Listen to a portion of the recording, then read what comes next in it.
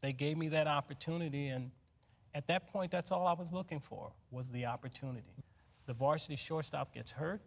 Breaks his leg, I think. Broke his leg or ankle, and I stepped in, and here I am. It's unbelievable. It's one of those unbelievable things that happened.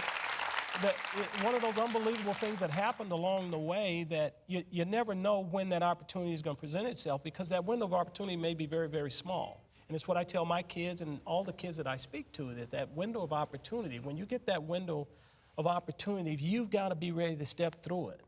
And when that opportunity presented itself, I had prepared myself enough that I was ready to step through it, and I knew that my time had come. It worked out because in 1976, I ended up getting drafted by the Detroit Tigers. They offered me $8,500, and they were going to send me to Lakeland, Florida. And I'm sitting there, and I'm talking to them, and I said, well, wow, $8,500. I said, God, I need at least 10 grand. If they give me 10 grand, I think it's worth the chance. So I went back to them, and they said, no, we don't have that in our budget. So I promised my mom that I was going to get my education, and I had finished 3 years of my schooling. So I went back to school in hopes of getting drafted again my senior year, which I did by the San Diego Padres. And being the good businessman that I am, Joe, I signed for $5,000 a bus ticket to Walla Walla, Washington. I did. Unbelievable. $5,000. And a Chrysler LeBaron. Yes, indeed. Oh, boy. What a car. Yes, I mean, it's like winning a game, it's like winning Family Feud or something. It was the first time that I was able to buy a car on my own, you know, and I'm in Walla Walla, and I get my car, and I'm driving it home. You know, I'm going to get a chance to drive home, because when I drive up, everybody's going to be looking, you know.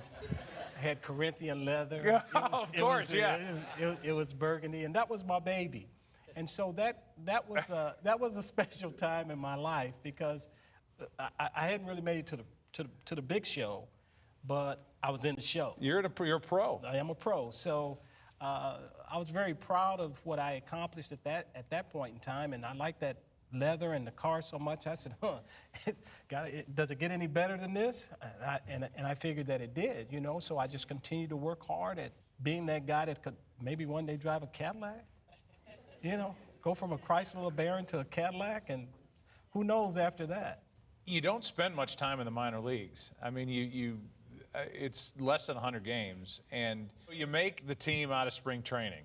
What are your goals at that point? Are you even in a position to make goals at that point? The first one would be making it to the big leagues, and making it to the big leagues as notably a defensive player, is to win yourself a Gold Glove at some point in time.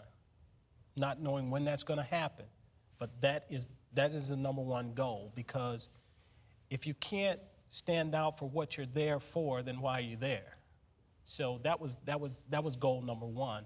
And then as time went on, my next goal was to get myself to a point to where, as a shortstop, I could win a Silver Slugger Award at some point in time. Which goes to the best hitter at that defensive position in each league. In each league.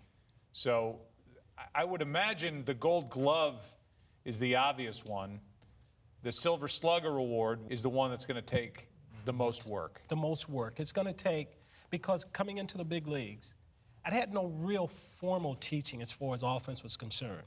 You know, learning how to get myself to a point to where I'm hitting line drives on a consistent basis was what I had to learn.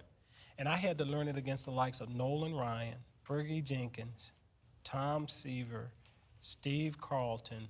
The list goes on and on. And all but one of that list are right-handed. Right-hander, and they're all Hall of Famers. And you're trying to hit lefty off the righties. Right.